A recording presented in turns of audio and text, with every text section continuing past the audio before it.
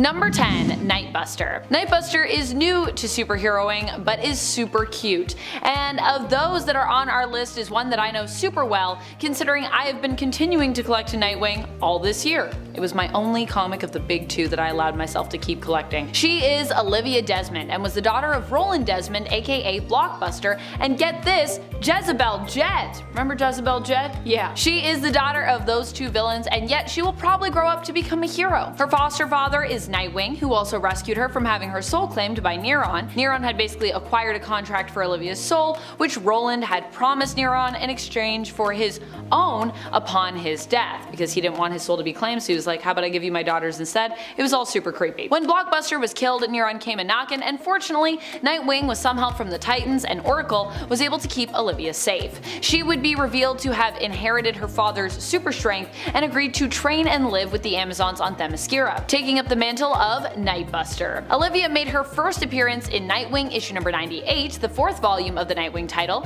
and she was created by Tom Taylor and Daniel DiNucquello. And friends, before we move on to our next spot on this list, if you love what we do here at Top 10 Nerd, and if you love when we talk about superheroes, know that we have a whole gigantic superhero playlist for you to check out. Number 9. Rek-Rap.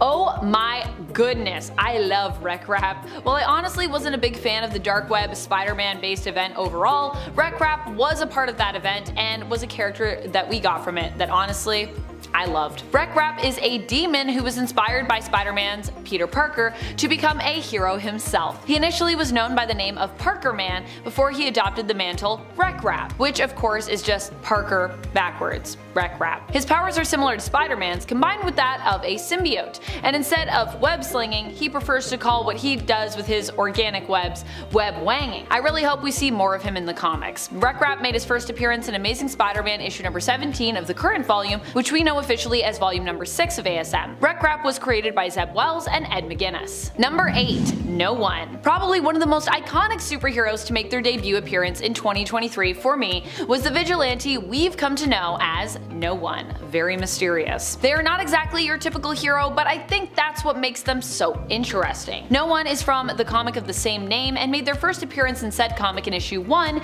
back in March. The character was created by Kyle Higgins, Brian Buccellato, and Geraldo Borges. They don't necessarily seem to have any superpowers per se, but are an extremely skilled fighter and rely on tech, gadgets, and their skills to accomplish their goals. Their focus is on calling out those who are corrupt and holding them accountable. As the saying goes, no one is above the law, but of course they are no one. The whole series centers around the mystery of who's under the mask and all of the events that happen around them, and that's also part of what makes the story of No One so interesting. That and the fact that it's a multimedia story told through the comic and interchanging episodes of a podcast, where various characters are actually voiced, so you can actually also hear what they sound like. There's also a website that you can go to, No One's website, where if you know the right code, you can learn more about their secrets as well. So the immersiveness and interactivity of this story are also a huge part of what I love about it.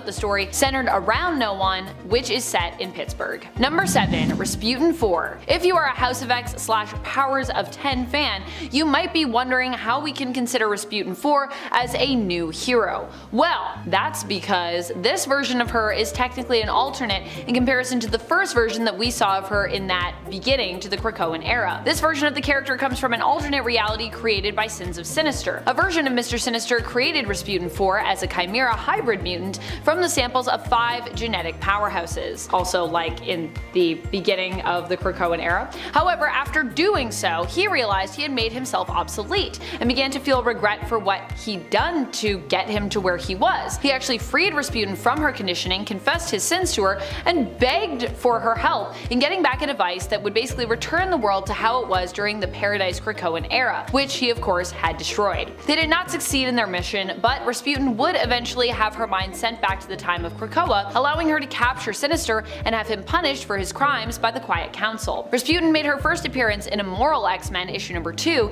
and was created by Kieran Gillen and Lucas Wernick. She is a combination of Colossus, Quentin Quire, Unis the Untouchable, Talon aka Laura Kinney, and Shadowcat aka Catherine Pride. Spider-Boy. Love him or hate him, Spider-Boy is here. here. Although it seems a little weird in regards to the timing of when he arrived, considering that he came in after Marvel had decided to get rid of Ben Reilly because, well, too many Spider-Men / spider-themed heroes. Too many. And then enter Spider-Boy. Interesting. Spider-Boy is Bailey Briggs. He made his first appearance in Spider-Man issue number 7, the current run, which is considered to be the 4th overall volume of purely just Spider-Man, the Spider-Man title. Not to be confused with Amazing Spider-Man, which is also about Spider-Man, but it's just a different title. I know it's confusing, but just go back to the 90s, you'll be even more confused. Got Web of Spider-Man, you got all these comics. His DNA was spliced with a spider by Madame Monstrosity, which gave him spider powers and turned him into a human-spider hybrid. He was created by Dan Slott and Humberto Ramos. Number 5. Deadeye. Deadeye is the nephew of Amanda Waller. He's not exactly straight up a hero,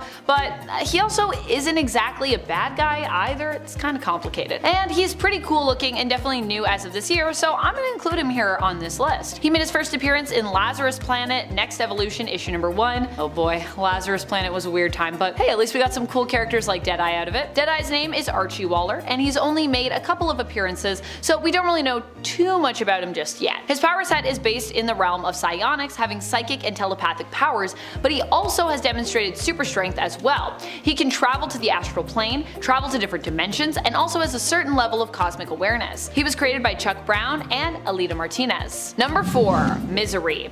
Misery is the symbiote who ended up being bonded to Liz Allen. A copy of the symbiote also existed and was bonded to a chimpanzee named Grace. Initially, Grace the chimpanzee, once stabilized, sought to get revenge on Liz, but Liz was in essence saved by her newfound abilities through being bonded to Misery. Misery is a pretty powerful symbiote due to them being a combination of both the anti-venom symbiote and Carnage, which both also oppose each other. Thanks to them constantly battling and attempting to destroy one another and healing, Misery has an insane healing factor. Misery made their first appearance in Cult of Carnage Misery issue number 1 and was created by Sabir Perzada and Francesco Motorino. Number 3. Trinity. We love ourselves a heroic alternate version of a superhero's child. And if you are one of the folks who really love potential superhero kids from alternate futures, then you're gonna love this new hero, Trinity. Trinity is Elizabeth Lizzie Marston Prince. She is the daughter of Wonder Woman and an unknown man in a potential future. In her reality, she is also the future leader of the Justice League. She grew up alongside fellow super kids Damian Wayne and John Kent,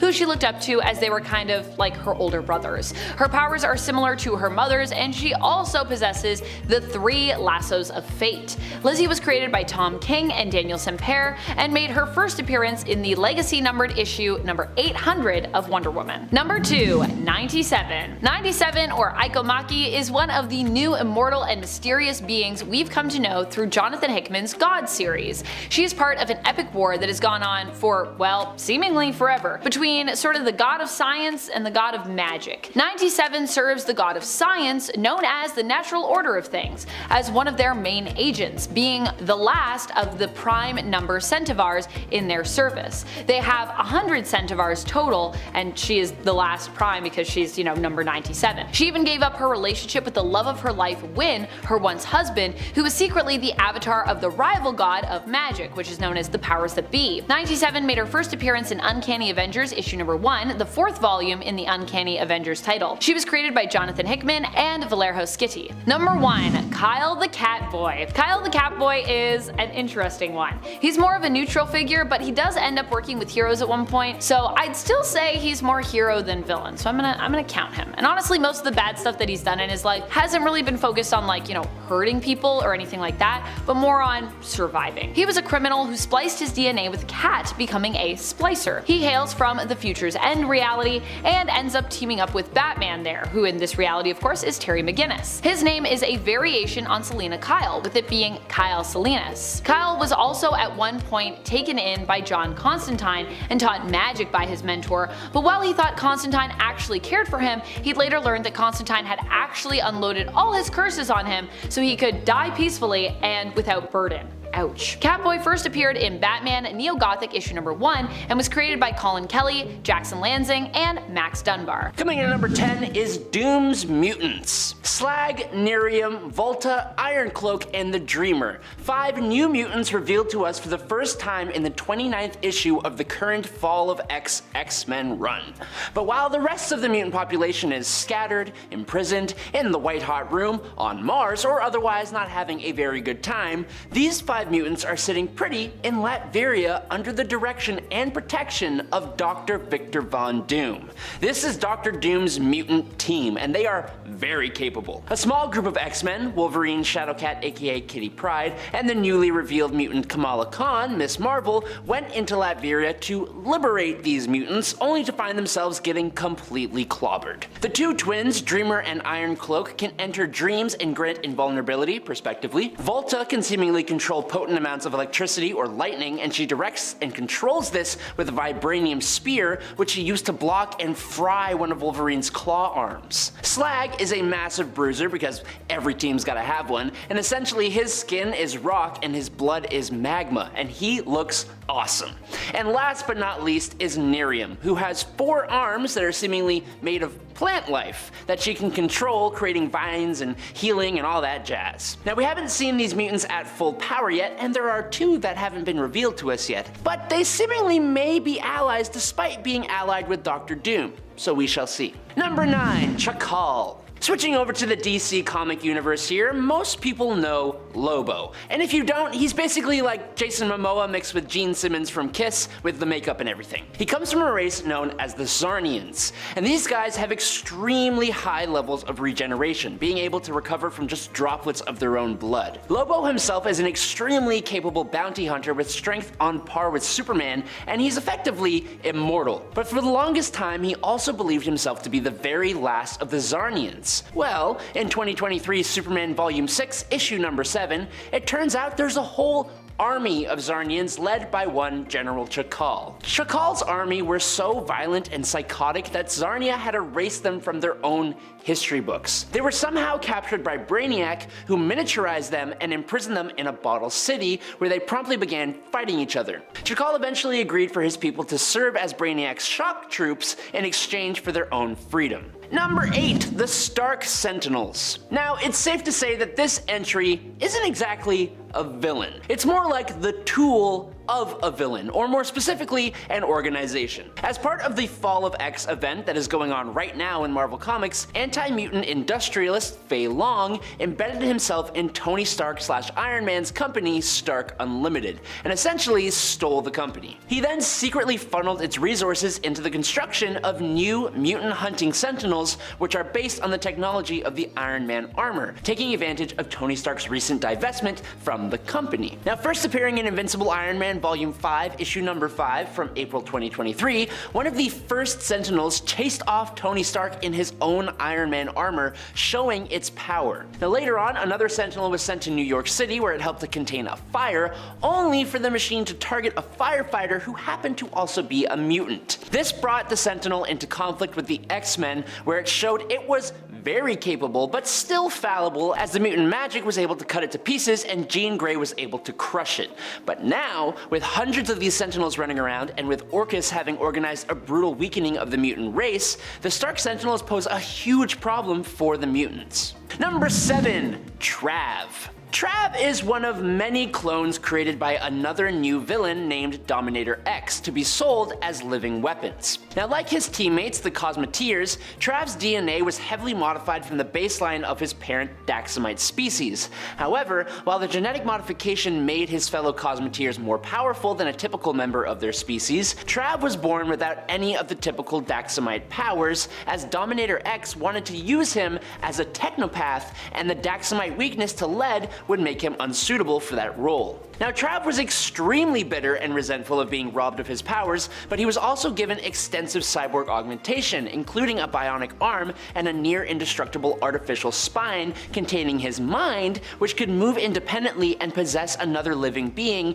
as a last resort if his own body was destroyed. Now, in Superboy the Man of Tomorrow, Superboy has teamed up with the Cosmeteers, and they are all attacked by Dominator X, who unleashes his ultimate clone weapon, Infinity, on the young heroes. Dominators. But Trav, being the leader of the Cosmeteers, reveals that he has Dominator X's previous clones under his control, and he uses them to tear Infinity apart. But then, Trav reveals that he's been making clones of his own, and specifically a clone of Superboy himself with all Superboy's strength but no personality or morals to guide it. He essentially made a giant living weapon for Trav or whoever gains control of it to use however they want, and that could be the beginning of a huge problem for the DC universe, and it's all thanks to Trav.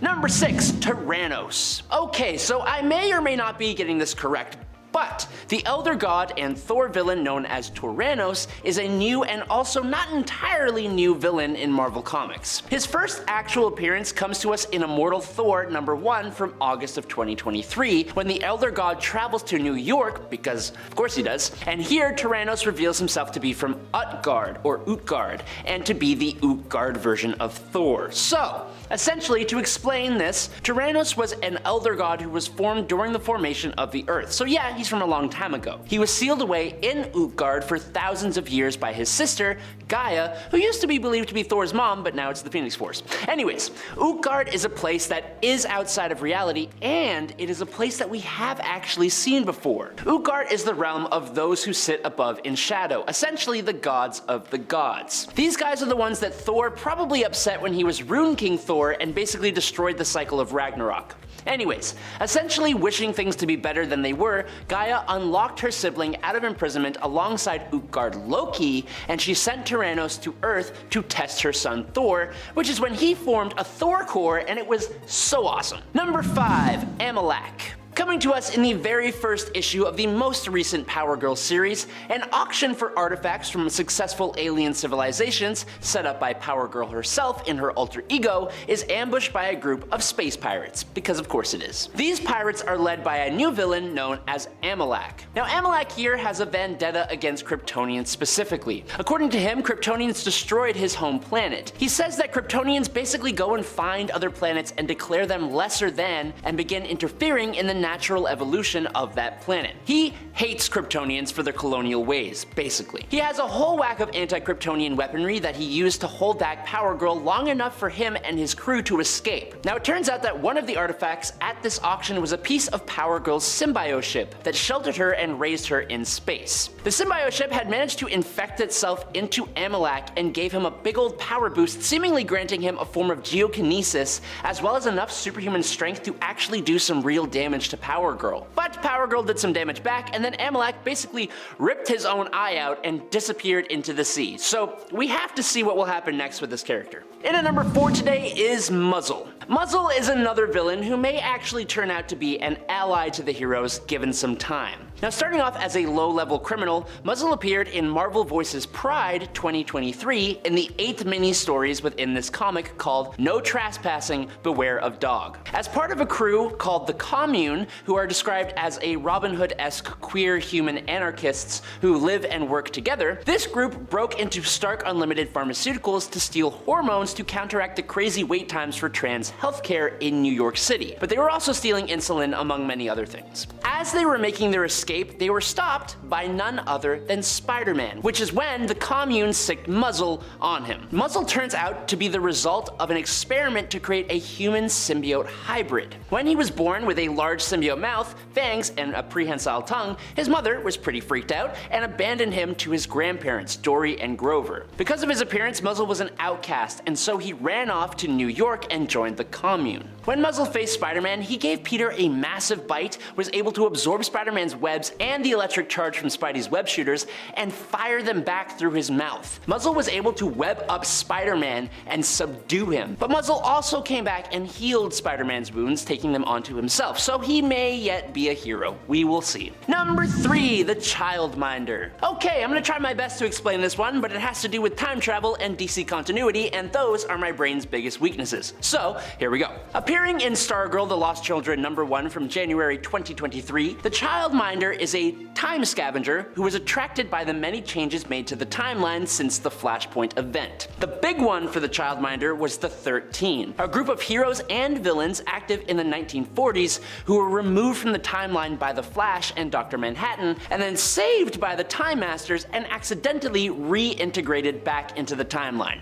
I don't know. 8 of these 13 were the forgotten sidekicks of Golden Age heroes. As the young members of the 13 did not have a proper place in history, the Childminder was able to pull them to Orphan Island, an uncharted island in the Pacific Ocean where time was frozen. She also snatched some kid heroes who had not been erased at all. So, as one of the creepier villains introduced this year, the Childminder gives strong, like, Baba Yaga vibes, evil witch, Hansel and Gretel vibes, that kind of thing, especially with her whole goal of restoring her own youth and how she's like half bird. It's really weird. I need to do more reading on this, but definitely an interesting villain, and she's now in the form of an egg. So, that's something. In at #2 today is Ogdu Fraize. He may have a silly sounding name, but Ogdu Fraize may very well be the Marvel Multiverse's next big bad. Ogdu is actually Ben Grimm, aka the Fantastic Four's The Thing's latest enemy, appearing in his 2023 series. Now, Ogdu Fraize has laid claim to the Marvel Universe's most dangerous weapons and artifacts, and the most alarming of them is his newly revealed Psychopomp engine. This engine is harnessing the energy of the birth of Galactus himself. And with all that cosmic power at his command, Fraize is trying to remake all of reality in his own image. Specifically though, Fraize intends to rewrite the laws of the universe to remove any trace of entropy in a bid to erase pain and despair. Basically, he's trying to get rid of death. Now, this is something similar to what happened in Marvel's Cancerverse, and if it gains the attention of the many-angled ones, like it did then, well, it won't go so great. Even if that doesn't happen though, there are more than like 20 things that could go wrong when trying to remake reality like that, and none of it is good. Not that I know, because it's not real. #1, Dr. Hate. First appearing in Night Terror's Night's End #1 in October of 2023, Dr. Hate appears to be an inversion of Dr. Fate. Where Dr. Fate is an agent of the Lords of Order, Hate is an agent of the Lords of Chaos. Now, we don't actually know who it is under the helmet of Hate, but whoever it was made a deal with Amanda Waller to be empowered as Dr. Hate using the Nightmare Stone and the helmet, which she had her operatives retrieve during the Lazarus planet and Insomnia's assault on Earth. As Dr. Hate, his goal is basically to further the cause of the Lords of Chaos, but thanks to Amanda Waller granting this individual the power, she requires Dr. Hate's assistance in her own schemes. He has a vast level of magical power, especially chaos magic, giving him control over the Red that allowed him to repress Beast Boy's mind when he took on the form of Starro the Conqueror. He has dimensional travel abilities allowing him to enter and exit the kingdom at will, and as well as summoning, flight, teleportation, and telepathy, Hate can leave a mark of chaos in a person which infects them with supernatural spores that transform them into a monster and allow him to control them. Very cool. #10, Ash. Ash is really just known as Ash, I believe in the comics, but he's also been separately identified as Ash II or Ash II as well, because there's already a Green Lantern who is known by the name of Ash from the New Earth continuity, who is considered to be, I would say, slightly at least more well known, having made more appearances. Ash is a thief, it's true, but he was known for being a mostly harmless, non-violent criminal, and when the Lazarus storm caught both him and Superman up in it, he actually rose to the occasion and helped an unconscious Superman get to safety. However, he's still definitely learning how to be a hero, I'd say, if he's on that path. Superman, you see, was in the middle of apprehending him for stealing when the storm hit, and although Ash had helped Superman with the fallout from this storm, rescuing people and rounding up criminals, Superman said that, well, he'd still have to report him to the authorities for his earlier misdeeds. Ash then pretended that the powers he'd gained from the Lazarus storm had worn off, and after Superman handed him over to the police, that revealed they actually hadn't, and used his powers, of course, to escape, stealing Superman's abandoned cape afterwards. Ash made his first and, I believe, only appearance thus far in Lazarus Planet Assault on Krypton issue #1 in January, and was created by C.S. Picot and Scott Godlewski. And friends, before we move on to our next spot on this list, if you love what we do here at Top 10 Nerd, if you love when we talk about superheroes, we got a superhero playlist for you and you can check that out. #9, Ironfire.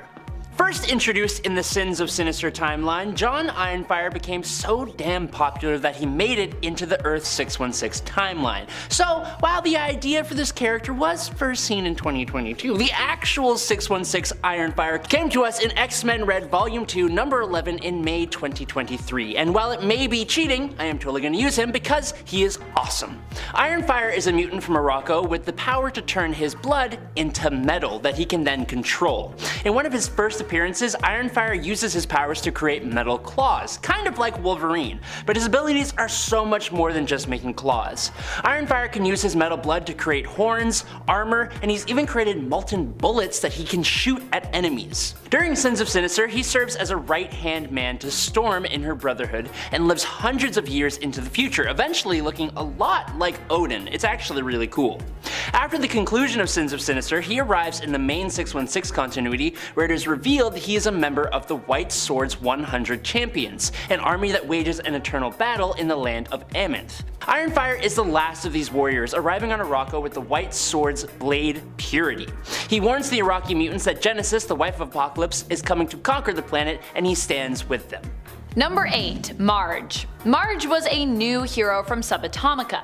Not a place we go very often lately in the comics, I would say. She made her first appearance in the 2023 run of Scarlet Witch in issue number 3, first appearing in March of the same year. She was created by Steve Orlando and Sarah Pichelli. She's one of the folks who was in desperate need of help with no one else to turn to, and so, of course, Wanda's last door appeared before Marge, who chose to walk through it and found herself transported to Lock Hill, New York, and to Wanda's magic emporium there. Marge was one of the last survivors of her people, the Tri-Fan, who came from, of course, Sub-Atomica. She was searching for an artifact known as the Sword in the Star that would help to rally her people against alien invaders known as the Nilan, who sought to conquer Trifa and claim it as their own home after eradicating the Tri-Fans. No longer blood-related, but still sisters, Polaris and Scarlet Witch teamed up to help Marge in her quest, and succeeded in helping her find a symbol that could be used to rally her people. Number 7. Tuvah Tu. In Marvel Comics, there is a race known as the Luminous, aka the Watchers. They were the first advanced species of the universe and committed themselves to observing and compiling knowledge on all aspects of the universe without any interference. Now, the most famous of these Watchers would be Uatu the Watcher, who hangs out on Earth 616's moon and just kind of observes, occasionally showing up when a story is going to be really big, or at least that's how it used to be. We have seen other Watchers before as well, but this year's Ben Grimm miniseries Clobber in Time introduced us to Tuvah Tu, the banished one. Now, not a whole lot is known about him at first, except that he is battle scarred with some cool armor, various cybernetic enhancements, and a futuristic looking arsenal. It's later revealed that he broke away from the other Watchers seeking to become a god, and therefore assisted the new multiversal villain known as Ogdu Fraize. But Fraize is a villain, so when Fraize betrayed Tuvah Tu and stole his all-vision powers, the banished one decided to join up with the Thing to help stop Ogdu Fraize once and for all. Number 6. Zephyrus.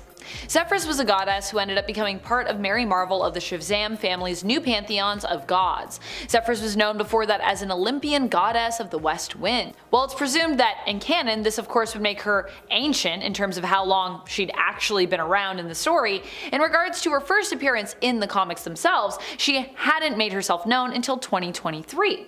She made her first appearance in Lazarus Planet Revenge of the Gods, issue number 4 in April of 2023. Number 5. Redwin.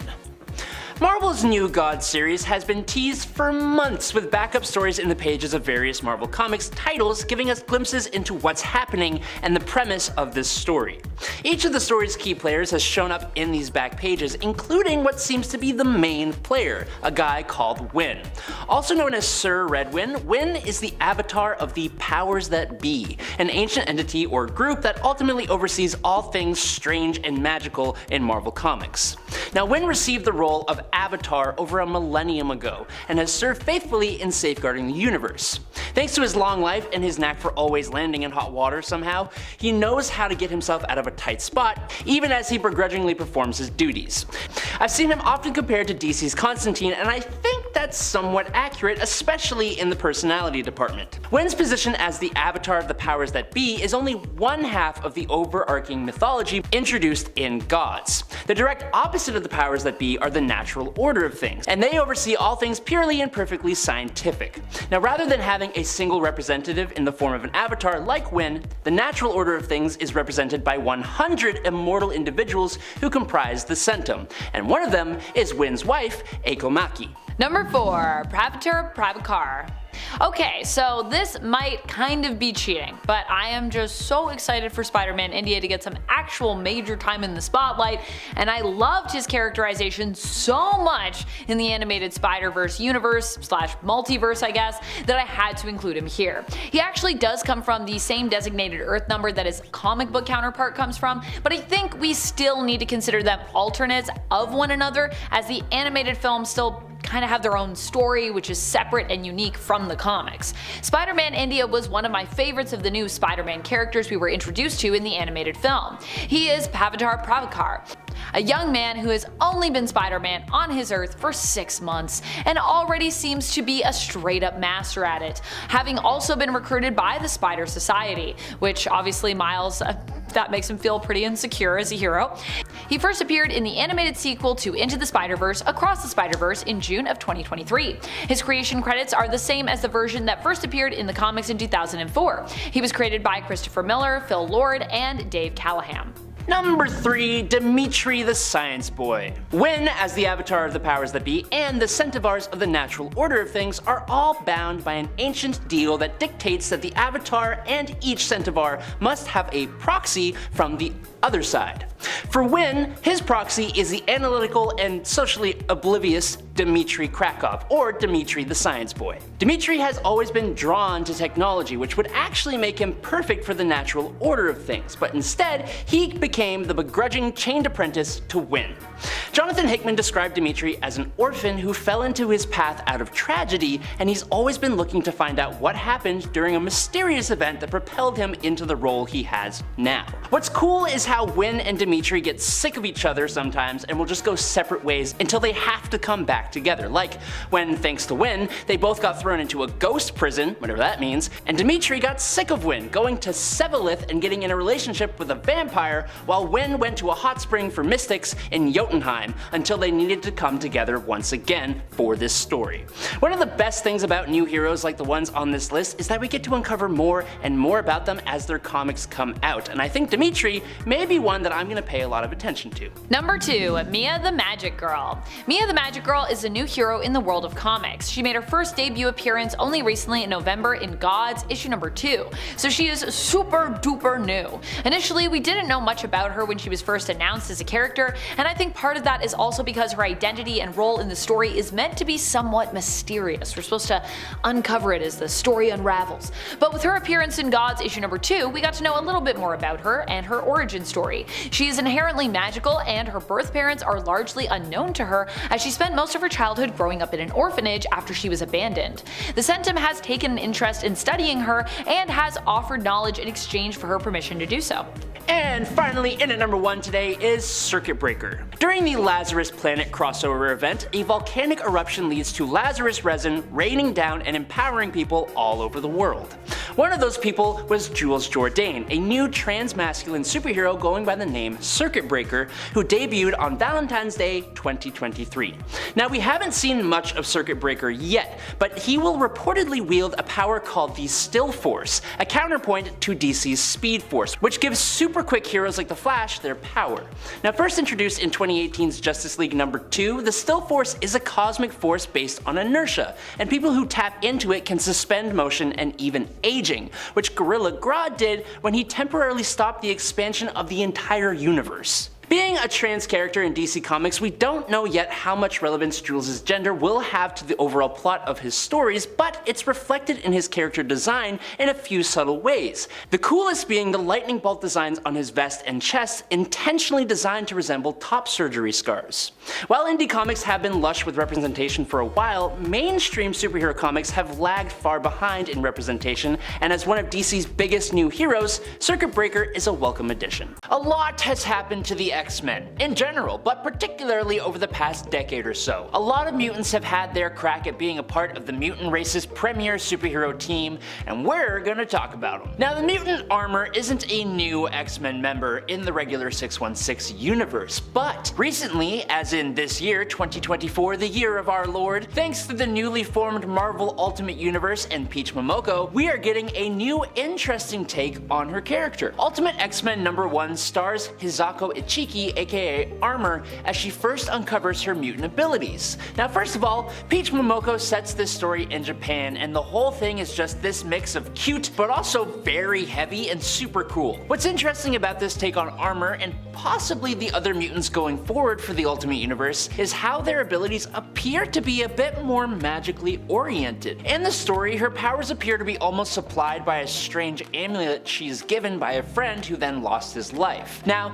that's just me speculating. After a shadowy presence who people are guessing may be the Shadow King appears to Hisako, she is riding her bike away from where they met, and her power activates as a car nearly hits her, and her enormous armor stops it dead in its tracks. Definitely give that first issue a read if you get a chance, cause I glossed over a lot. Next up, Joanna Cargill, like a lot of the X-Men, started off as a villain. She ran away from home after her mutant powers activated, and she caused the passing of her not so great dad in self-defense. From there, she would join Apocalypse's Alliance of Evil, which is a silly name, where she would do battle with the X-Men. Now, gifted with skin that is extremely strong and resistant to attacks, Frenzy became an X-Men member in 2011 in X-Men Legacy number 250. Her steel hard skin is so strong that it has only ever been penetrated by adamantium. She is also highly resistant to extreme hot and cold, as well as radiation, and she can withstand high impact forces like Cyclops' optic beam or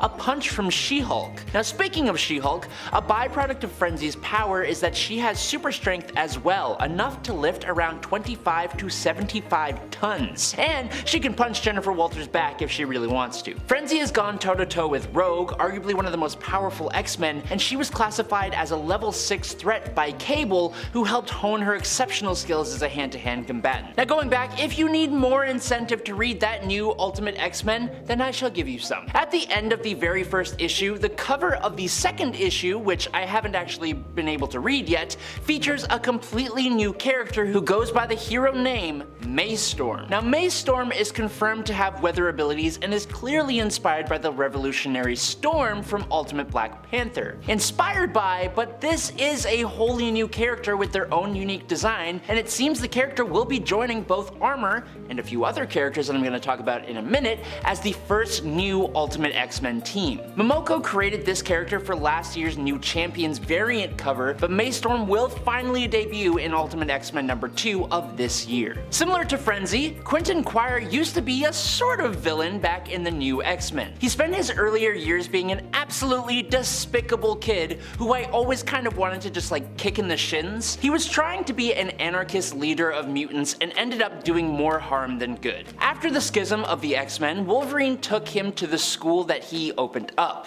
In a relatively short amount of time, Quentin became a more well-rounded character, and now he is someone I think is actually kind of cool. He still stayed a bit of a rebel and a narcissistic jerk, which you would think would make people hate him, but when he stops trying to cause anarchy, these traits end up becoming a fun aspect of his personality. Now, on Krakoa, he's back to annoying Wolverine and being pretty insufferable, but it's to a point where you kind of love him for it, maybe just a little bit. What's a little bit less fun is that recently, Quentin got his head lopped off and placed in an Orcus container designed to make use of mutant body parts by Sabretooth. Now, he recently called in the Exiles for help using his powers, so we shall see where that goes. Okay, I hope y'all don't mind, but I've got another of the new Ultimate X-Men that I'm going to talk about, and their name is Nico Minoru. Now, this is where things get really interesting and leads me to believe even more that these new X-Men will find some of their origins being influenced by magic and mysticism. Nico is a Japanese magical hero who uses the powerful Staff of One, and it's very interesting because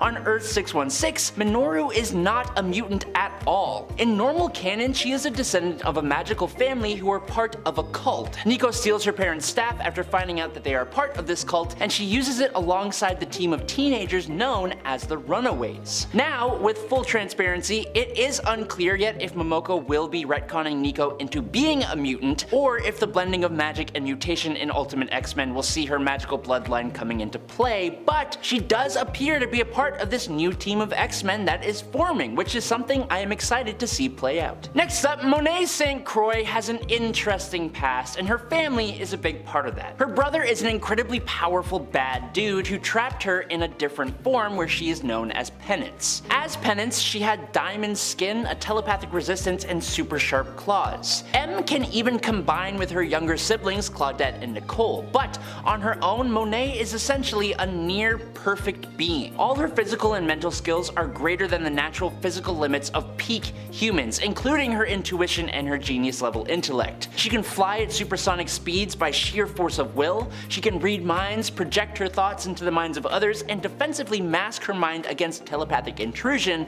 and has even displayed some telekinesis. M, or Penance, became a part of the X-Men in 2013 in X-Men Volume 4, number 7. Okay nerds, I have one more Ultimate X-Men to talk about, and then I promise we will keep talking about actual 616 heroes. Peach Pomoko's design sheets have also included two new mutants, Mori and Natsu, whose origins have not really been revealed at all, and we don't know much more than their names and their designs. However, the internet has still learned some things from that alone. The two biggest things of note about the information we have is that one of the names, Natsu, means summer in Japanese, and one of these new mutants has one blindfolded eye and one red eye, which is under some kind of visor device thing. Now Summer, as you might know, is a big name in the X-Men world, and with the red eye and all that jazz, fans believe that the character of Natsu could be a version of Cyclops or Scott Summers, or maybe a character at least inspired by Cyclops, although the design is different enough that the character will definitely stand as their own person. To be honest, that whole one eye thing is also kind of giving me Cable vibes, but I have no idea how that would even work, so for now,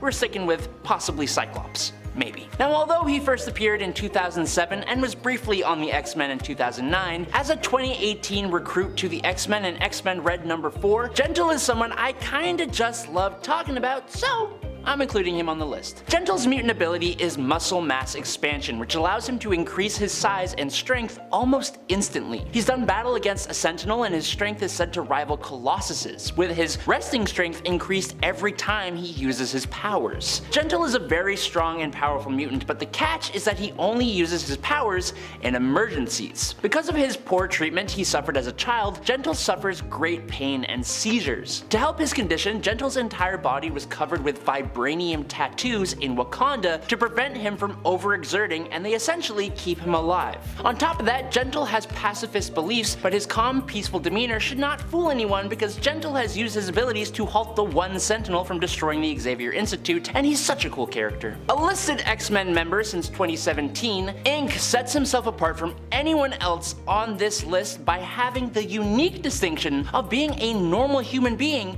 who received his powers through being tattooed by a mutant. Basically, the mutant who was the giver of his tattoos imbued those tattoos with powers, but the coolest thing about these powers is that they change into whatever tattoo he chooses to use. That's probably the worst way to explain it, so let me give some examples. Ink can make others who touch him extremely sick using a biohazard symbol tattoo that he received on his hand. He used this one on some cops who tried to arrest him in a tattoo shop when he first showed up. He gained superhuman strength from a tattoo that mimics Colossus's osmium metal skin. 2 lightning bolt symbols on his temples give him low-level telepathy. He's got a tattoo of wings for flight, an explosion that lets him explode stuff, and a caduceus symbol that lets him heal others, among other tattoos. But the real show of how powerful he can be came when he got the Phoenix symbol as a tattoo that actually gave him Phoenix powers, which is nuts. His Phoenix Force symbol tattoo allowed him to defeat the Y-Men, and he keeps all these tattoos able to use whichever one he needs in the moment. It's awesome. But last on our list today is Old Man Logan. Now, most of you know this Logan from the Amazing Old Man Logan story and reality, where basically everything is ruined. The villains rule over everything with an iron fist in this wasteland. That is a whole story that we have talked about tons of times, but after the events of Secret Wars in 2015,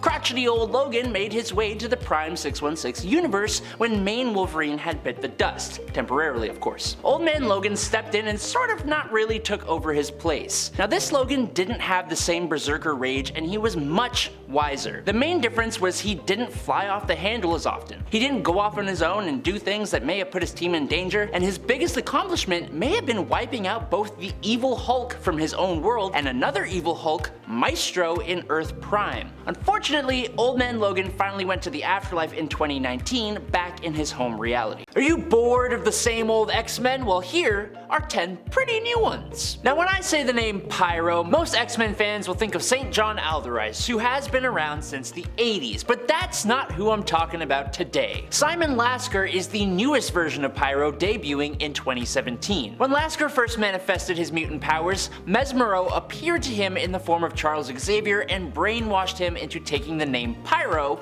and joining a new Brotherhood of Evil Mutants. And this group of mutants were defeated by the X-Men, and the brainwashing was broken. From there, he went on to join the X-Men Blue Team. Lasker's powers were very similar to the original Pyro, with the only difference being that he could generate his own flame, not needing an existing flame for him to control. Unfortunately though, the character went to the Pearly Gates in 2020, not to be seen since. Meanwhile, the original Pyro went on to join the Krakoan Marauders. Debuting in Wolverine and the X-Men Volume 2 #1 in March of 2014, Lynn Lee, aka Nature Girl, started off at Jean Grey's School for Higher Learning. When Kitty Pryde relocated the X-Men to Central Park and the school was renamed to the Xavier Institute for Mutant Education and Outreach, Lynn Lee decided to join in. She became part of Jubilee's X team in Generation X Volume 2 #2 in 2017. But after she witnessed some of the horrible things humanity was and is doing to the Earth and to nature, she instead became an eco-warrior fighting back against humanity, which makes sense given her powers. Nature Girl's powers are directly connected to the natural world, so she can communicate, influence, manipulate, and control nature, animals, plants, and natural phenomena like the weather and geology of the Earth. She was on the run from Wolverine for a while and was able to get away from him a few times using her abilities, and more recently, she mutated even more and became even more uncontrollable, but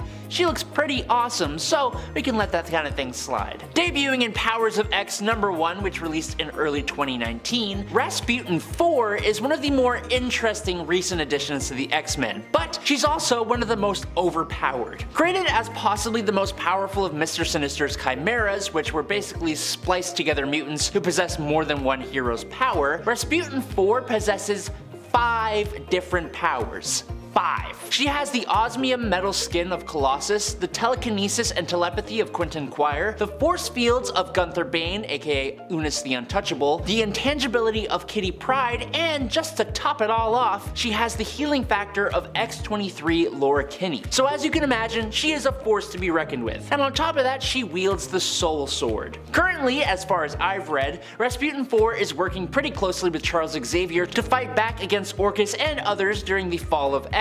Now while she was initially controlled by Sinister, he himself undid that, and together the two actually saved the entire universe, with Rasputin doing most of the heavy lifting. Shilpa Khatri first showed up in 2018's X-Men Red #1 as a new mutant joining Jean Grey's team of X-Men. Now Shilpa was a young mutant from India who developed technopathic mutant abilities, and she first used them to top up the bank accounts of every working Indian woman using the money from 25 of the highest earning CEOs in India. While I think that's pretty awesome and kind of hilarious, her father did not, and he reported his own daughter to the Indian Mutant Defense Force, which is where Jean Grey and her team rescued Trinity from. As a technopath, she has the ability to psychically control all forms of technology such as computers, cell phones, and all that junk. Now her limitations at this time is that she can only control technology that is in her line of sight, and her range is currently undetermined, but judging from other technopaths, she has potential to get much stronger. Trinity was one of the mutants recorded to X-Corps by Mirage following the mutant massacre at the Hellfire Gala. With WizKid, Trinity helped to run X-Corps Island and keep it cloaked away from Orcus. Next up, Eva Bell first was seen in All New X-Men #1 in 2012, when we also first saw her mutant powers manifest. She was out with her friends and a boy when her brother showed up and began to get into a fight with said boy. The stress and duress of the situation caused her powers to just pop off, and she completely froze everyone within a city block of her in time time for 20 hours until the X-Men showed up, helped her, and took her in. She has been referred to as near Omega level with her ability of chronokinesis within a time bubble, meaning she can freeze and slow down time and is one of the best at it in the world. She can speed up time in the bubble by decades if she chooses to, which she uses as a member of the Five to age up whoever is being resurrected, and she can even time travel. Although she has shown to lose control over her powers from time to time, there is no doubt that she is and can become more incredibly powerful. Although initially introduced in 2010, Jimmy Hudson was actually the son of Wolverine and Magda Lencher, but crucially in the Ultimate Marvel Universe. Now he would go on to join that universe's X-Men as Wolverine following the passing of the original Wolverine, but then,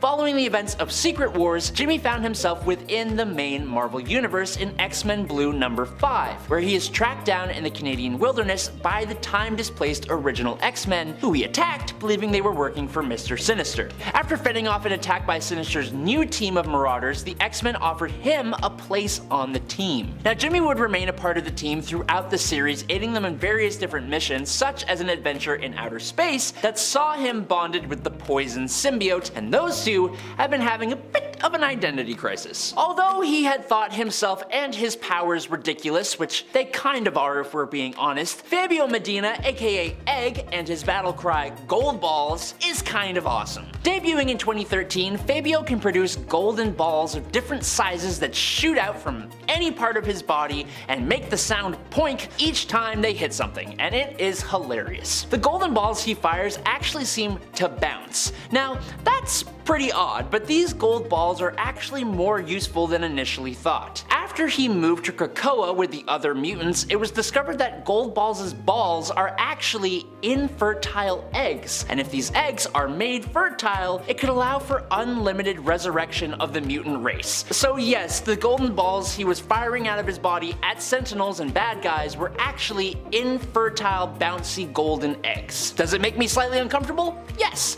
but he did become a member of the Five that combined their powers to resurrect deceased mutants, and that was really cool. Next up, Gabby Kinney, aka Scout, also at one point known as Honey Badger, may be young, but she has more than proved herself when she became a part of the X-Men in 2018. Scout is just awesome. Like a little feisty killing machine with adamantium bone sickles and a crazy regenerative healing factor that also improves her strength, speed, and stamina. Gabby first appeared in All New Wolverine number 2 in 2015, and she had a long history that, just like her other clone sisters, intertwined a lot with Laura Kinney, her genetic sister, and Wolverine, her genetic father. As Honey Badger, Gabby was seemingly a favorite of her sister and basically became a sidekick to Laura Kinney, joining Jean Grey's X-Men alongside her sister in X-Men Red number 1 in 2018. While Laura went on to become the new Wolverine, Gabby would go on to become Scout and one of the main Wolverine family members. Also, her and Jonathan the Unstoppable, an actual Wolverine, like the animal, shared a pretty immediate bond, and he is basically her pet and sidekick, which is just so cool to me. Becoming an X-Men member in 2012 in New Mutants Volume 3 number 45, Blink is the mutant leader of the Exiles, a group responsible for the repairing of timelines and worlds of the multiverse. She has the gift of teleportation, but unlike characters like Nightcrawler, Blink's teleportation abilities work through portals. This is really useful as she can teleport a whole group of people, and she can teleport others specifically through the use of javelin-like energy that she can throw at whatever or whoever she wants to teleport. These javelins can also be used to make opponents unconscious when it hits them. She is an exceptional fighter, having trained under Sabretooth, and she needs that skill, especially as she leads the Exiles. Also, fun fact, she had her live-action debut in the X-Men Days of Future Past movie. During that super awesome intro where the X-Men fight the Sentinels, Blink is the mutant throwing all the pink portals around and being awesome, and until she got then she stopped. And last up for today, Multiple Man is an interesting choice for this list, as he has been around for a really long time in comics, but while he has been a hero for a good chunk of that time, he is still only a recent addition to the X-Men. Multiple Man was recruited in 2019's Uncanny X-Men Volume 5 number 13. Jamie or James Madrox is actually a changeling, which is sort of like a genetic precursor to mutants who gain their abilities at birth instead of having their X gene activated later on. For James, his power is that of duplication. He can duplicate himself multiple times upon impact, and each of his dupes can create one single dupe of its own. One of the real benefits of this power though is that Prime Madrox will retain any memories of any of his dupes. So let's say you have to read like 10 books in a week. Well, you could have like 10 dupes all read one book each, and then when they re-merge with you, you have all their memories of each book. Multiple Man is like an information gathering powerhouse, but he can also use his ability to learn skills, like one of his dupes trained as a Shaolin monk and trained in meditation. One was a trained EMT, one audited an anatomy class for 6 months, one passed the New York bar exam, and one claimed to be the world's greatest detective. He's definitely one of my favorite mutants. Number 10. Aaron Slaughter. Aaron Slaughter is not quite as new as some of the others on this list, but I really wanted to shout him out and the series he's from, so I'm extending my definition of new for just that purpose by about a year. He is from a series that I can't quite say the name of here on the YouTubes, so instead we are going to use an acronym. Is that cool with you? It's cool with me. We're going to use the acronym of SIKTC. What can I say? It is a title that has the word killing in it, so there's a hint if you're looking to look it up. And it's about basically monster hunters and the people that they help as they travel around trying to eliminate vicious creatures who prey on innocents. Erica Slaughter is the first monster hunter we are introduced to through the series, and Aaron Slaughter is basically kind of like her adoptive brother. He not only appears in SIKTC, making his first appearance in issue number 3, I believe, of that series, but also now appears in the spin-off title House of Slaughter. SIKTC and Aaron Slaughter are both properties coming from Boom Studios. And friends, before we move on to our next spot on this list, if you love what we do here at Top 10 Nerd, why not show us that you love us by clicking that like button? Why not show indie comics that you love them? Because let's be honest, they deserve it. They deserve a thumbs up. Give it to them. Number 9. Gunslinger Spawn. Gunslinger Spawn is a hero who you may think of as old now, considering he first made a very brief first appearance on a cover back in 2002. But this gunslinger that we're talking about here is not the same Gunslinger Spawn as the one that first appeared back in 2002, and later got his origin story shared in 2008. This Gunslinger Spawn is not old Job, but instead Jovi, who is much younger and also is believed to be Mexican in regards to his heritage. His initial appearance was a bit of a mystery, with people simply wondering how Gunslinger Spawn had made his way to the future. But in issue number 3 of the Gunslinger Spawn series, we learned that this Gunslinger Spawn was definitely not who we expected when he left his Spawn form, revealing a completely different face from the one we'd expected when we believed he was Old Job. While there is still much for us to learn about Jovi in regards to his past and his origin, it is implied that Old Job's Hellspawn powers were somehow passed on to him. This version of Gunslinger Spawn first appeared back in Spawn issue 308 in July of 2020. Later in Spawn Universe issue number 1, we would see him featured in a short story at the end of the comic where he had no discernible face, which is what made people assume that he was the original Gunslinger Spawn we were first introduced to back in the early 2000s. Number 8. Ellipses Howl. Ellipses Ellie Howl is one of the main characters from Crossover. Crossover is an ongoing Image Comics series that's currently on hiatus that jumps into the real world, telling the story of a literal crossover that happens between the comic book world and everyday Earth. As heroes and villains jump into the real world, chaos ensues, and it's up to the main characters to find a way out of this mess and back home. Ellipses Howl is one of these main characters. She herself is actually a fictional character, but a seemingly everyday person, despite being fictional. She's also one of the last few people in her story who is considered a true believer when it comes to the world of fiction and superheroes. She dresses up as one and has recently been seen in the comics wielding a sword that allows her to create portals into other worlds. I don't know about you, but I'd say that both her intentions and her ability to wield a badass portal creating sword makes her pretty heroic. Also, Ellie has a really cool name that definitely implies she is the one who has the symbolic thematic power to deal with this problem best. She was named Ellipses because her mom believed ellipses represent the idea of the impossible and the great unknown, and that her daughter would be capable of anything. Ellipses makes her first appearance in Crossover issue number 1, which was released through Image in November of 2020. Number 7. Radiant Black. Radiant Black is now a couple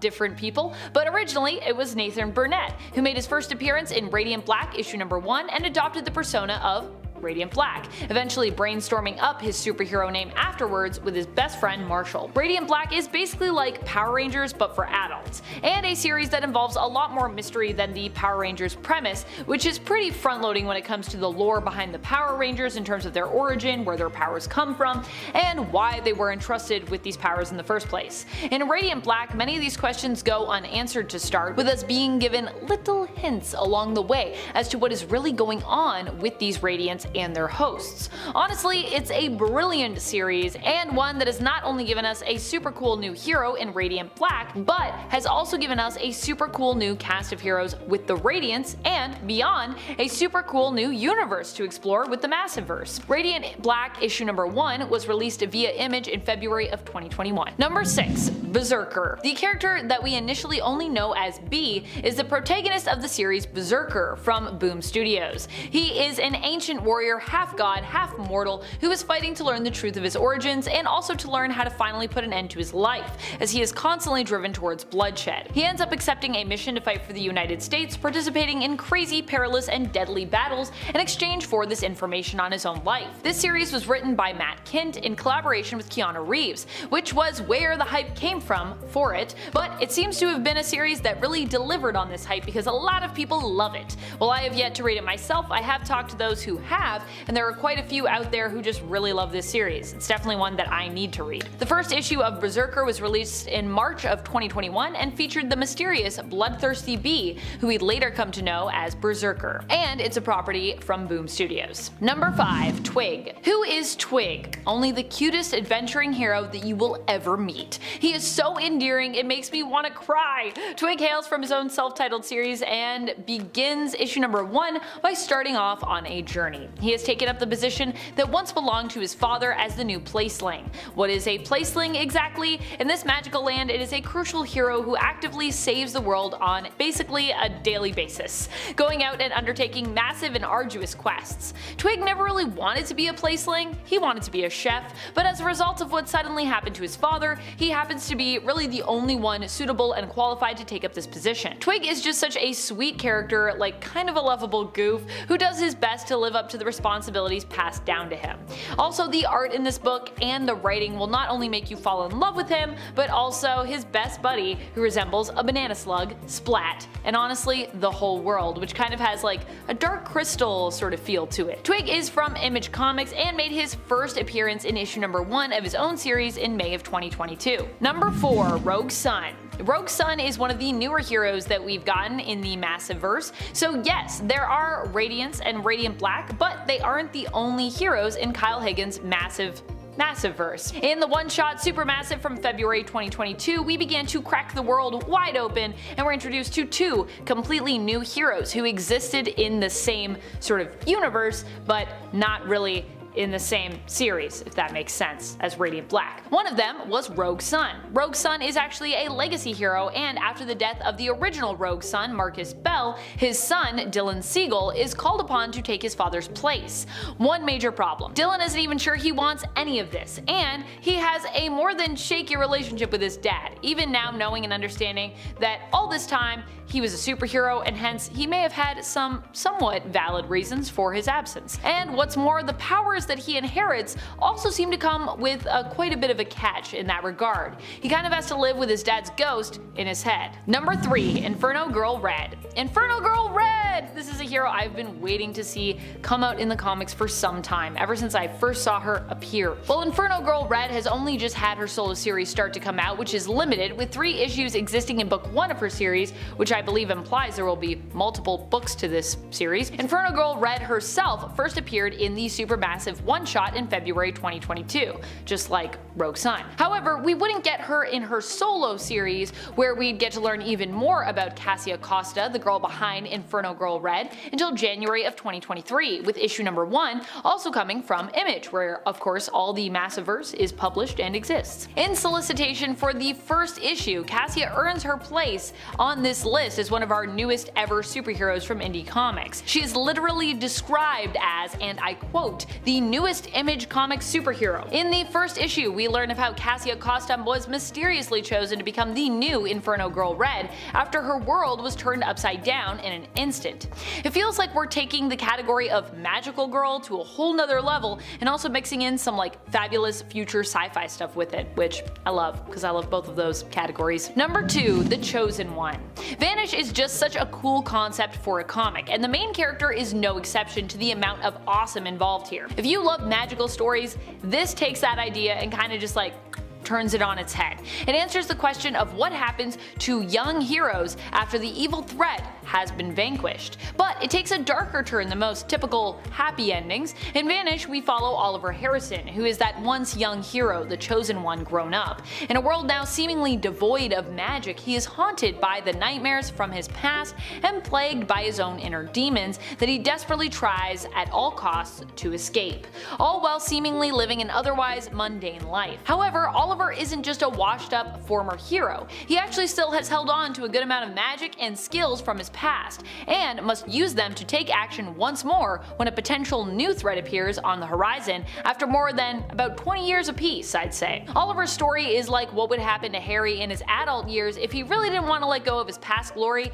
and then learn that the Justice League was actually all made up of former Death Eaters. Number 1, Phaedra Essex. Detective Phaedra Essex is the main character of the series Black Cloak. She definitely has an extremely interesting backstory beyond even just her present day story as a detective working in the last known city in all of the world, the city of Kyros. The land Phaedra and her story inhabits is kinda like a cyberpunk world meets a fantasy land where magic still exists but is mostly seemingly coveted by the royals of this land, the privileged few. Phaedra herself used to be a royal, or is a royal, but you know, one who has been exiled, so no longer acknowledging that status. The story only has one issue so far, so really she's quite new when it comes to like her appearance and what's going on with her. So we don't know that much about her just yet, but what we do know is that she is determined and unafraid of putting herself in dangerous situations, that is for sure. Phaedra made her first appearance in Image Comics in Black Cloak issue number 1 in January 2023. Number 10, Starling. Starling is the girlfriend of Miles Morales' Spider-Man, at least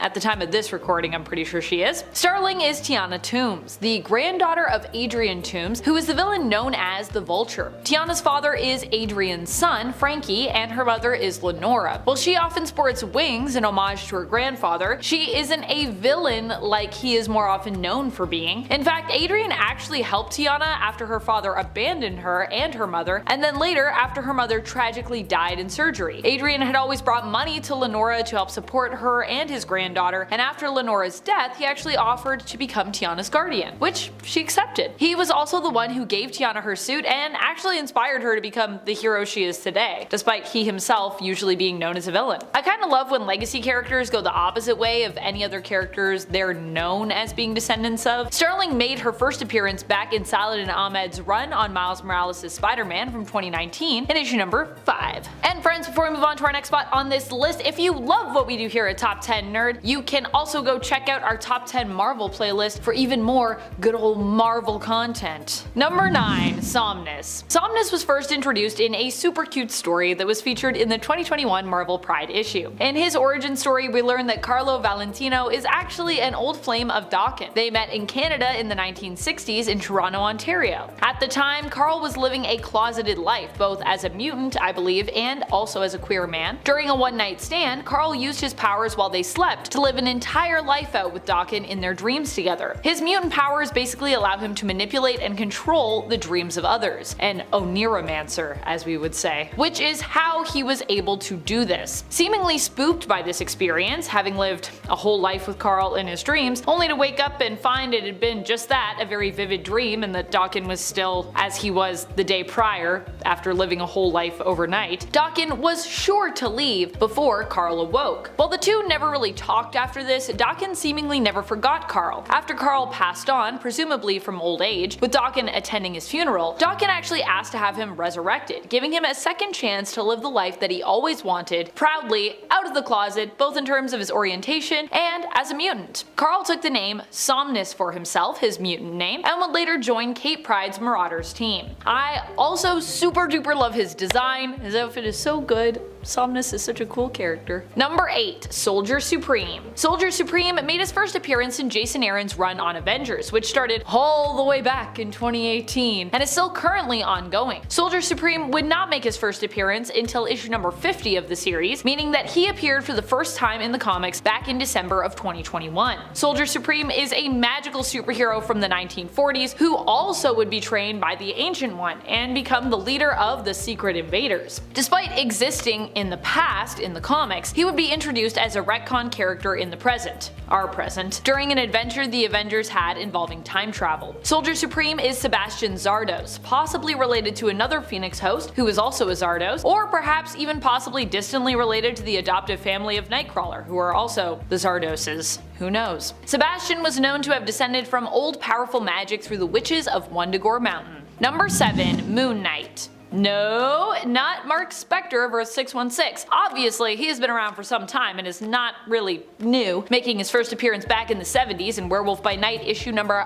32. But you know who is new? The Moon Knight of Earth 818, a hero who first appeared in the 2021 volume of Avengers Forever in issue number 1. This Moon Knight is known by the name of Mariama Spector. She appears at the end of that first issue where we learn she is part of the team and that an alternate Tony Stark as Ant-Man seems to lead. Tony of Earth 818 calls his team together after believing that something is shifting and that they might actually stand a chance at saving the whole world. Or whatever. Mariama would appear within the first issues of this run of Avengers Forever, and would also appear in some of the later issues in the series too. The first issue of the 2021 Avengers Forever series was released in December of 2021. Number 6. Tosin Oduye. Tosin Oduye is a hero that made his first debut in the current Black Panther series by John Ridley. He made his first appearance in issue number 3 of this 2022 series. He is a hero of Wakanda, but is actually greatly separated from Wakanda in some ways as well. He belongs to the Marube tribe, who chose to separate from the mainland of Wakanda and basically isolate themselves as they rejected the ideas of many who believed that vibranium should be bended to their own will and used like a tool. Instead, his people focused on finding a more natural approach to vibranium, finding natural ways to temper it, and focusing on flowing with vibranium as opposed to using it simply to do whatever they felt vibranium should be used to do. The Marube cover themselves in vibranium tattoos, and this is how they are given their powers. The Marube had seen much war come and go during the generations, and their goal was and is to basically stand as Wakanda's protectors when the time comes. Following the transition from a monarchy to a democracy, Tosin was one of the heroes who rose up to protect the new Prime Minister of Wakanda, declaring himself as Tosin, who fights for the one true Wakanda.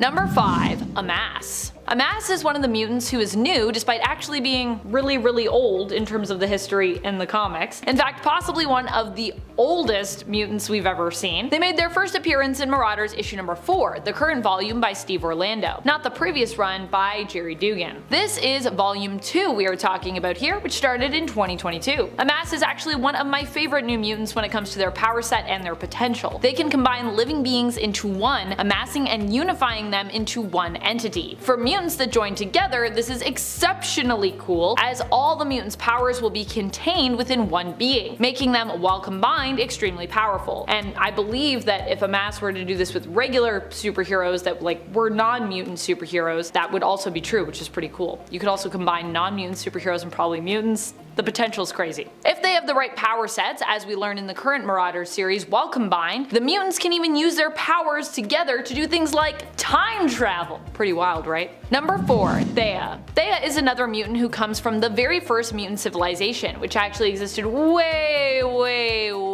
in the past, but basically were all wiped out. Their history hidden away for millennia by the Shi'ar, or more specifically, the secret was kept by the Shi'ar's secret society known as the Kin Crimson, who are basically supposed to keep some of the worst Shi'ar secrets secret to protect the Shi'ar and protect the crown. Thea was one of the mutants from the Threshold, the name for their ancient mutant civilization, who had their consciousness, memories, and genetic data stored within a codex, with the hopes that one day someone would retrieve that and be able to free those locked safely within it, bringing them back into the living physical plane. This group was known as the Threshold 3 and included Amass and Crave as well. Thea herself is a time manipulator, with her mutant power being chronokinesis. She and Tempo seem to develop a closer connection early on in the Marauder series. Thea first appears in the same issue that Amass first appeared in, issue number 4. Number 3, Monolith.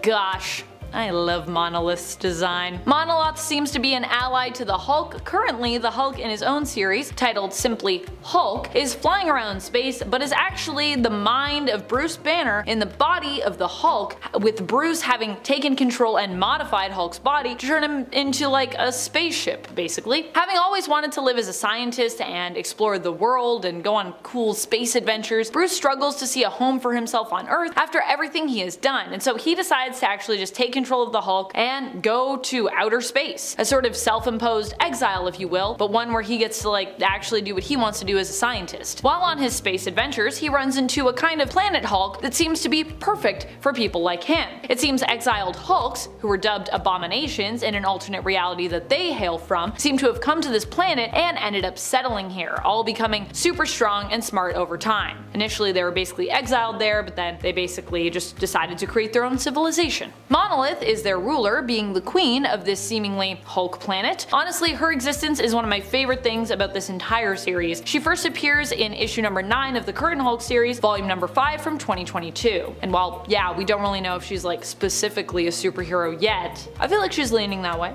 Number 2, Rek-Rap. Who is Rek-Rap? Well, he very recently made his first appearance at Amazing Spider-Man issue number 17, where that question is, of course, answered. Rek-Rap is a demon from Limbo who admires Spider-Man, looking up to him. He originally takes the name of Parker Man for himself. He ends up becoming an ally and supporting character in the current Amazing Spider-Man story, Dark Web. In issue number 17, Parker saved him from another demon who basically wanted to beat up the latter named Parker Man. This act inspires him to want to be a hero like Parker Peach Man, and so he sets out to try and get superpowers. In the end, he instead gets a symbiote and ends up taking a new name for himself after he is told that the demon army doesn't really need another Parker and that he had it backwards. After all, they weren't looking for more heroes, they were actually looking for more villains. The name this demon settles on is of course Rek-Rap, because it is Parker backwards. Get it? Because they were like, you got it all backwards, and he was like, alright, I'll have it backwards then. Number 1, Red Goblin. While Normie Osborn, grandson of Norman Osborn and son of Harry Osborn and Liz Allen, is a character who has been around since the 1980s and even became a villainous version of Carnage and the Goblin combined, known as the Goblin Child, back in 2018. He also recently underwent a new change, becoming known as Red Goblin himself. At first, I was worried that Norman would actually be returning to this mantle when this was teased, the return of Red Goblin, and almost instantly, of course, then returning to the side of villainy after only recently becoming good in the comics, goodness. But it looks like, at least in terms of Red Goblin's return and that character's identity, I was wrong, which I'm happy about. Red Goblin instead returned to us in Venom issue number 15 from volume 5, the 2022 run, as Normie Osborn. Normie was given a symbiote that is the result of the combination of both the Carnage symbiote and the anti-Venom symbiote. While in his Red Goblin guise, he seems to be acting solely as a hero who basically aims to help his friend Dylan Brock, aka currently known as Codex, save his father Eddie Brock, currently the King in Black in his Bedlam phase, and formerly known as the anti-hero, and I would say now full-fledged hero, Venom. But coming in at number 10 is Red Canary. The Black Canary is one of the coolest female heroes in the DC universe. She may fly under the radar for a few people, but she has made a name for herself as a powerful hero and a fierce fighter. So, when the new legacy character of Red Canary showed up on the scene, she had some big shoes to fill. The thing is, she's so new, appearing in Dark Crisis issue number 3 in October 2022, that we kind of know nothing about her. We know her first name is Sienna, and we know she is a college student.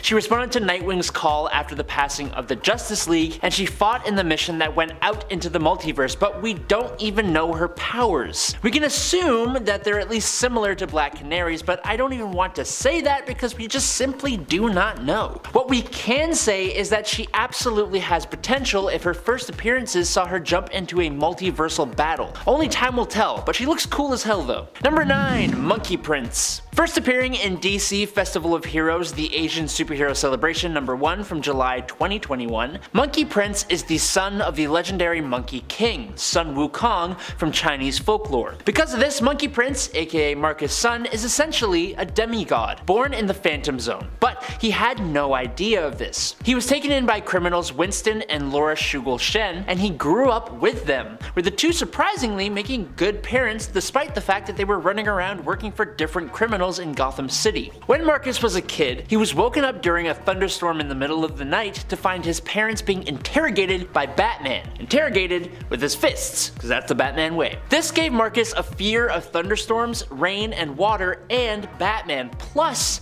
a hatred for superheroes. Which is funny because once his powers were awoken by a servant of his Monkey King father, granting him an insanely cool form of immortality and regeneration, the ability to summon clouds that he can fly on, clone creation, shapeshifting, underwater breathing, and the superhero starter pack of physical upgrades, he did indeed become a superhero. He's a really unique character with a ton of storytelling potential, and he's already teamed up with a few characters like Batman, Aquaman, and a few others. Definitely check him out. And at number 8 is Grey Wolf. Okay, so apparently Lex Luthor was running crime-fighting experiments around the world trying to create a group of his own similar to Batman Incorporated, with the ultimate goal of creating Abyss, aka his new evil Batman. He then abandoned all these projects because that's what you do when you're a villain. The projects went wild, doing their own thing, causing problems all over. So, Batman Incorporated's international team, being led by Ghostmaker, are sent to clean up the mess in Batman 2022 Annual Volume 3, number 1 from July. Their first mission is to Kazbek, Chechnya to take on Grey Wolf. Now Grey Wolf was unleashed on the city to help its citizens who had been exposed to a Lazarus resin by Lex Luthor that made them all extremely violent. Once the Ghostmaker realized that Grey Wolf was actually a pretty good guy, they teamed up and were able to cure the residents, and Grey Wolf joined Batman Inc. as a good guy and possibly one of the strongest members outside of Ghostmaker himself. He displayed enough skill to best Dark Ranger, El Gaucho, and Batman of Japan in a 3-on-1 fight, and he beat Wingman 1-on-1. Also, he's like 7 feet tall minimum. So cool. Number 7. Bolt. Going along with the hype of the live-action Black Adam movie, DC decided that they would also put out a Black Adam solo series for the first time. And in the first issue, it puts Black Adam on the ropes of mortality. In response to this, Black Adam finds his descendant, Malik Adam White, a medical student living in the Bronx. Basically, Black Adam just tells this guy he is going to succeed Black Adam and inherit his power, and then he forces him to do so by almost taking his life, forcing the guy to save himself by taking Black Adam's ring and saying Shazam. While Black Adam calls Malik White Adam, Malik gives a good little lecture about the inherent racism there, so he prefers to go by Thunderbolt or just straight up Bolt. Now from what I've read, I really like this character. He's smart and spunky, and he is supposed to represent a sort of form of redemption for the character of Black Adam because, as they say in the comic, there is no true redemption for Black Adam, not after all he's done. Number 6.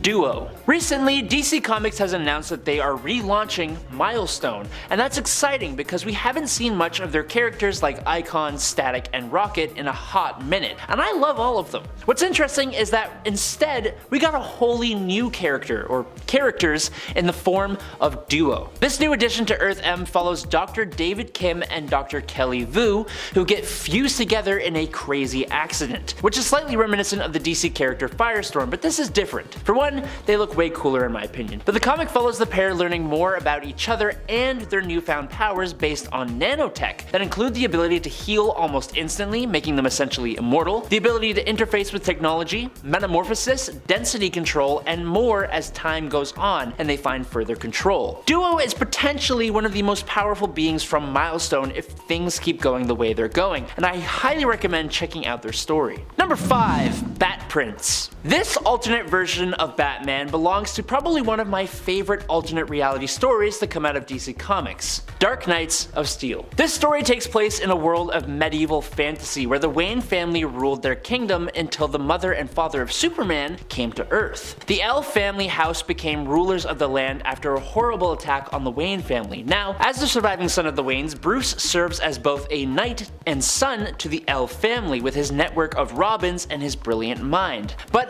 as the world is at each other's throats, this Bat Prince learns about the actions that led to his birth and the powers he now possesses as a half Kryptonian Dark Knight. Dark Knights of Steel that came out last year in 2022 just has so many interesting and fresh takes on classic DC characters. It's fresh and fun, and I got a variant cover of the first issue and it looks sweet, and maybe one day I'll bring it in to show you guys. Maybe. But definitely read Dark Knights of Steel. Number 4. Tim Fox. Timothy Jace Fox is the oldest son of Wayne Enterprises CEO Lucius Fox and the brother of Lucas Fox, Tamara Fox, and Tiffany Fox. He has a long history of estrangement from his father and rebels against the affluent surroundings he grew up in. While he was a bit of a rebel and a playboy for a long while, Tim found himself being brought back to reality after he caused the passing of a man while driving distracted. Following the shame of this and his enrollment at Sanford Military Academy, he went off into the world refining his skills with different mentors, the most well known of whom being Katana